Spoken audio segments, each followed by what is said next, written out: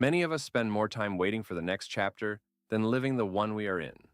When life settles down, when the schedule gets easier, when the kids are older, when the job changes, when the finances feel more stable, when the pain finally lifts, when we feel more ready. It is easy to imagine that real life begins somewhere ahead of us. Not here, not now, not in this ordinary season, but somewhere later. And while we are waiting for tomorrow to feel meaningful, we may miss the quiet invitation God has placed in today. In Matthew 25, Jesus tells a story about a master who goes away and entrusts different responsibilities to his servants. One receives much, another receives less, another receives something smaller still. The details are not meant to make us compare them. That is one of the first things the parable invites us to notice.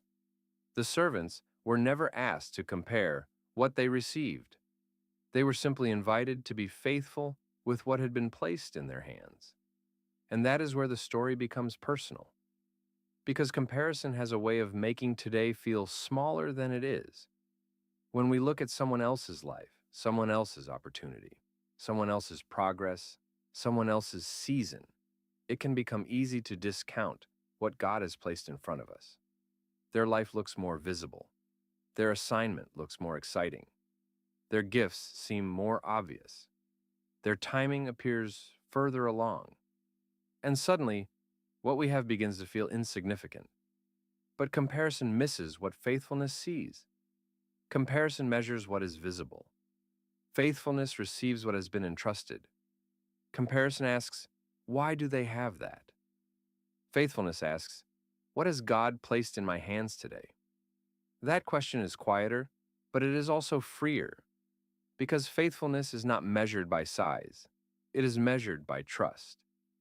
There's a kind of peace that comes when we stop measuring our lives against someone else's path and begin noticing the grace of our own.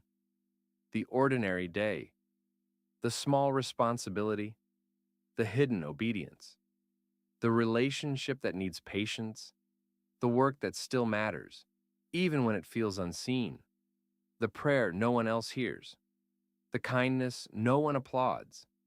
These things may not look dramatic, but they are not meaningless.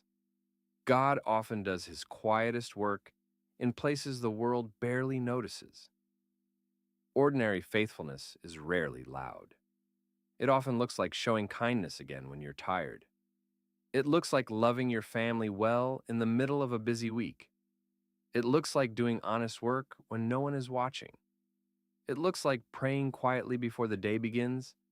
It looks like encouraging someone who may never know how much your words helped. It looks like taking the next small step of obedience, even when the full path is not clear.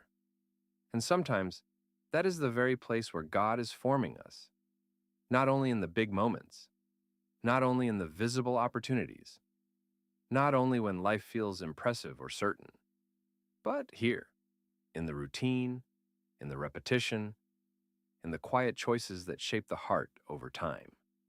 We often underestimate ordinary seasons because we are dreaming about extraordinary ones. Dreams are not wrong. Hope is not wrong. Longing for what is ahead is not wrong. But the future God is leading us toward does not make today disposable. Today still matters. This conversation matters. This act of patience matters. This quiet prayer matters. This decision to forgive matters. This unseen obedience matters. This small act of love matters. Today's ordinary moments are not interruptions to your calling. They may be your calling. That can be hard to believe when the season feels small. It can be hard to believe when nothing seems to be moving quickly, when the work feels repetitive, when the prayers feel familiar, when the responsibilities feel ordinary, when the dream in your heart seems larger than the life in front of you. But God is not absent from the life in front of you. He is present in it. He meets us in the things we are tempted to rush past. He teaches us through the responsibilities we are tempted to dismiss. He shapes us in the hidden places where no one else may notice. The servant who buried what he had was not condemned because his responsibility was small. His problem was not the size of what he received. His problem was that fear convinced him to hide it. Fear can do that. Fear can make us bury kindness before it is offered. It can make us bury obedience before we take the first step. It can make us bury prayer because we do not know whether anything will change. It can make us bury hope because hoping again feels vulnerable. It can make us bury the good that God has placed in us because we are afraid it will not be enough.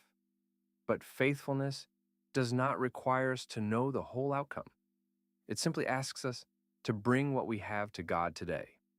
Not the life we wish we had, not the opportunities someone else has, not the future version of ourselves we hope to become. Just this day, this responsibility, this relationship, this choice, this moment. God has not asked you to live someone else's life. He is inviting you to be faithful in your own. There is mercy in that. You do not have to wait until everything feels bigger, clearer, easier, or more impressive before your life can honor God. You can honor Him here, with what is small, with what is quiet, with what is unfinished, with what is ordinary.